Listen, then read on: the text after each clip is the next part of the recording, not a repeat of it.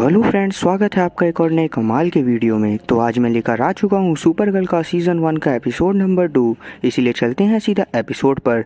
तो एपिसोड की शुरुआत में हम लोग कारा, एलेक्स और हैंशो को नॉर्मल बातें करते देखते हैं।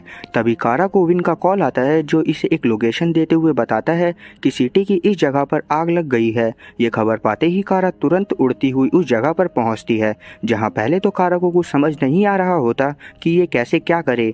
तो इसीलिए ये एक फायर फाइटर से बात करती है जो इसे बताता है कि ये जो शिप सामने खड़ा है इसमें बहुत सारे केमिकल से भरे कंटेनर हैं, क्योंकि इस शिप में जो केमिकल है वो बहुत ज़्यादा ही खतरनाक है और अगर वो आग की चपेट में आ जाता है तो यहाँ बहुत बड़ा धमाका होगा जिससे इस सिटी को भी काफ़ी नुकसान पहुँचेगा। इस पर सुपर गर्ल कुछ सोचने लगती है। अब जब फायर फाइटर इसकी ऐसी हालत देखता है तो बोलता है कि मुझे नहीं लगता कि तुम यहाँ पर कुछ कर सकती हो और अगर तुम्हारी जगह सुपरमैन होता तो ज़्यादा सही रहता। ये सुनकर सुपर गर्ल को बुरा तो लगता है पर ये आग बुझाने के काम में लग जाती है।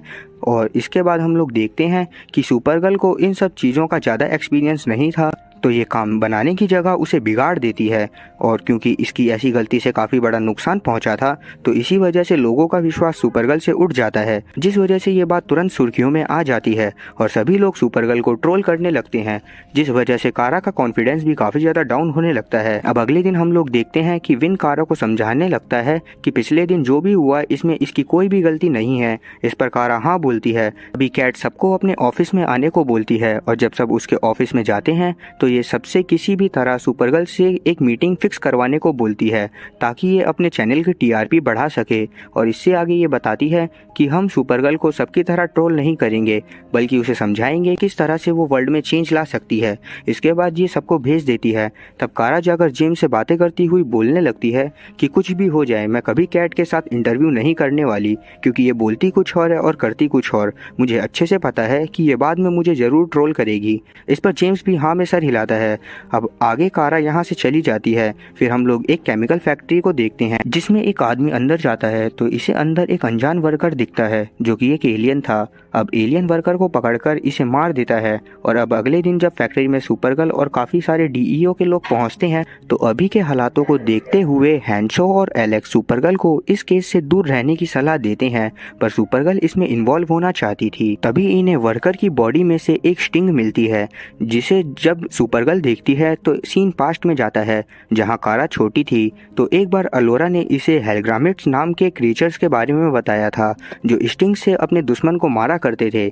और अब यही बातें कारा एलेक्स और हैंशो को बता रही होती है और इन्हें बताते हुए ये बोलती है कि मैं उस हेलग्रामिट को रोकूंगी। इस पर हैंशो मना कर देता है, पर जब कारा नहीं मानती तो एलेक्स इसे एक रूम में ले जाकर पंच करती है और तभी यहाँ क्रिप्टोनाइट बीम्स निकलने लगती हैं जिससे कारा की पावर वर्क करना बंद कर देती है। एलेक्स इसे बोलती है कि तुम्हें हर सिचुएशन में लड़ना आना चाहिए, तो इसीलिए अगर तुम मुझे अभी हैंड टू हैंड कॉम्बैट में हरा देती हो तो मैं तुम्हारी मदद लेने के लिए मान जाऊंगी। ये सुनकर कारा इससे लड़ने लगती है पर एलेक्स बड़ी आसानी से कारा को हरा देती है, जिस वजह से कारा को यहाँ से जाना पड़ता है। अब आगे जब ये अपने ऑफिस में होती है तो कैट इससे सुपरगर्ल की बुराई करते हुए कहने लगती है कि शायद सुपरगर्ल अपने आप को अभी से भगवान मानने लग गई है, शायद उसे छोटे क्राइम वगैरह को रोकने के बाद बड़ी चीजों पर ध्यान देना चाहिए था। इस बात को सुनकर कारा को काफी ज्यादा गुस्सा तो आता है पर इसे ये प्लान काफी अच्छा भी लगता है, तो इसीलिए ये जेम्स और विन से एक छोटा काम करने में मदद करने को बोलते हुए प्रैक्टिस करवाने को बोलती है। आगे हम लोग हेलग्रामिट को देखते हैं जिससे सुपरगर्ल की आंटी आकर मिलती है और सुपरगर्ल को मारने का ऑर्डर देती है। वहीं जेम्स और विन मिलकर सुपरगर्ल की प्रैक्टिस करवाना शुरू कर देते हैं, जिसमें सुपरगर्ल लोगों की मदद करते हुए अच्छे से ट्रेंड होती जा रही थी। साथ ही लोगों की मदद करने की वजह से लोग वापस से इस पर भरोसा करने लग गए थे। अब रात में जब कारा, विन और जेम्स न्यूज़ देखकर खुश हो रहे होते हैं तभी यहाँ पर एलेक्स आती है, जिसे लग रहा था कि क्योंकि कारा को डीईओ से निकाल दिया गया है तो इसी वजह से कारा काफ़ी ज़्यादा उदास होगी, पर कारा इसे सब बताते हुए इसकी बात को हंसी मजाक में बदल देती है। तभी एलेक्स को एक कॉल आता है जो कि डीईओ से था और अब एलेक्स को वहां जाकर हेलग्रामिट के बारे में पता चलता है कि हेलग्रामिट डीडीटी केमिकल खाता है और इसीलिए वो ज़्यादातर केमिकल फैक्ट्री में ही पाया जाता है। ये सुनकर हैंशो कुछ सोचने लगता है। वहीं हम जेम्स को देखते हैं जिसे कैट अपने ऑफिस में बुलाती है और इससे बोलने लगती है कि तुम सुपरमैन को जानते हो और क्योंकि सुपरगर्ल भी कोई उसकी रिलेटिव ही होगी तो तुम्हें 24 घंटे के अंदर मुझसे उसे मिलवाना होगा, नहीं तो मैं तुम्हें जॉब से निकाल दूंगी। ये सुनकर जेम्स काफ़ी ज़्यादा उदास हो जाता है और साथ ही काफ़ी ज़्यादा परेशान भी, और इसी परेशानी के चलते ये यहाँ से उदास होकर बाहर निकल जाता है। अब क्योंकि कारा ने भी ये सारी बातें अपनी पावर्स की मदद से सुन ली थी, तो ये कुछ सोचने लगती है कि इसे जेम्स की मदद करने के लिए क्या करना चाहिए। वहीं हैंशो और एलेक्स एक डीडीटी केमिकल ट्रक का पीछा कर रहे थे, क्योंकि इन्हें पता था कि हेलग्रामिट जरूर यहाँ पर आएगा। अब जैसे ही हेलग्रामिट यहाँ पर आता है तो ये दोनों उस पर हमला कर देते हैं। जवाब में हेलग्रामिट भी इन पर हमला करता है, जिससे एलेक्स घायल हो जाती है, और इस चीज का फायदा उठाकर हेलग्रामिट एलेक्स को पकड़कर अपने साथ ले जाता है। दूसरी तरफ कारा जेम्स के पास जाती है और इससे वादा करती है कि ये कैट से मिलने जाएगी। इस बात को सुनकर जेम्स काफ़ी ज़्यादा खुश होता है। तभी कारा को हैंशो का कॉल आता है, जो इसे सब बताता है कि कैसे हेलग्रामिट एलेक्स को पकड़कर ले गया है। अब जैसे ही कारा को ये सब पता चलता है तो ये काफ़ी ज़्यादा घबरा जाती है और गुस्से में हैंशो के पास जाकर इसे उल्टा सीधा बोलने लगती है, क्योंकि इसके हिसाब से हैंशो को उसकी मदद करनी चाहिए थी। अब थोड़ी देर हैंशो को उल्टा सीधा बोलने के बाद सुपरगर्ल सीधा एलेक्स को ढूंढने के लिए निकल जाती है और थोड़ी ही देर में अपनी पावर्स की मदद से उसे ढूंढ भी लेती है। इसे पता चलता है कि एलेक्स को एक बायोकेमिकल फैक्ट्री में बंदी बनाकर रखा हुआ है। अब जैसे ही इसे ये बात पता चलती है तो ये एलेक्स की लोकेशन हैंशो को भेजकर तुरंत उसे बचाने के लिए पहुंचती है।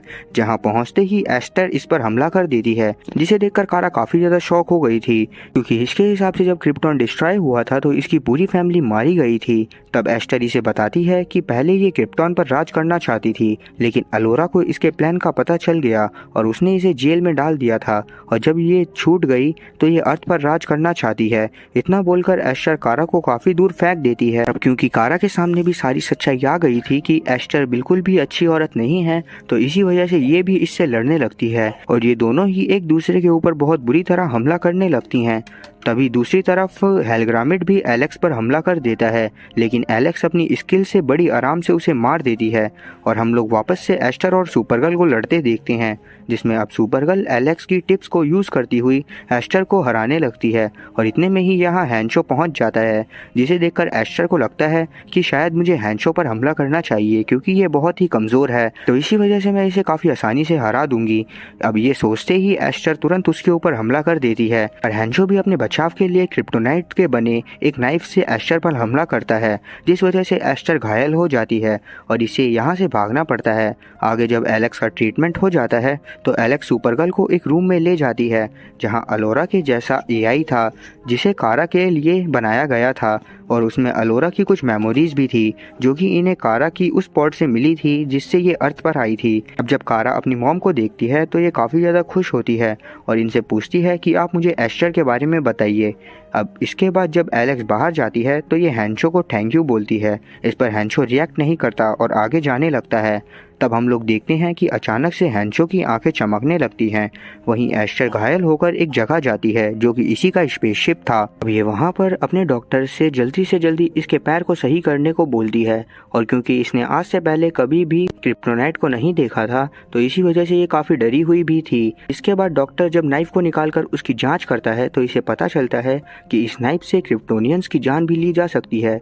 ये सुनकर एस्टर कुछ सोचने लगती है और काफ़ी ज़्यादा डर जाती है कि इसे आज तक अंदाजा नहीं था कि इंसान भी क्रिप्टोनियंस की जान ले सकते हैं। कारा अपने वादे के मुताबिक सुपरगर्ल बनकर कैट की गाड़ी को पहाड़ों में ले जाती है और इससे एकांत में बातें करने लगती है। यहीं पर ये एपिसोड खत्म होता है। तो उम्मीद है कि एक्सप्लेनेशन अच्छी लगी होगी। अगर एक्सप्लेनेशन अच्छी लगी हो तो चैनल को सब्सक्राइब करना और बेल नोटिफिकेशन को ऑल पर सिलेक्ट करना और वीडियो को भी लाइक करना। मैं ऐसी ही और मज़ेदार एक्सप्लेनेशन वीडियोज़ लाता रहूँगा। और अगर आपको इसके आगे के एपिसोड देखने हैं तो कमेंट में नेक्स्ट जरूर टाइप कर दीजिएगा, ताकि मैं जान सकूँ कि कितने लोग हैं जो इसके आगे के एपिसोड को देखना चाहते हैं। तो चलिए, जब तक के लिए मैं नई वीडियो नहीं लाता तब तक के लिए टाटा और गुड बाय।